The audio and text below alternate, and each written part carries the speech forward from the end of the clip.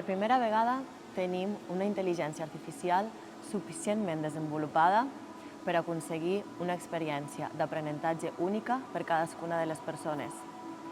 La intel·ligència artificial fa que el nostre viatge en l'aprenentatge sigui personalitzat, tinguem feedback a temps real, tinguem unes dades qualitatives per a mesurar aquest aprenentatge en l'impacte de les nostres organitzacions.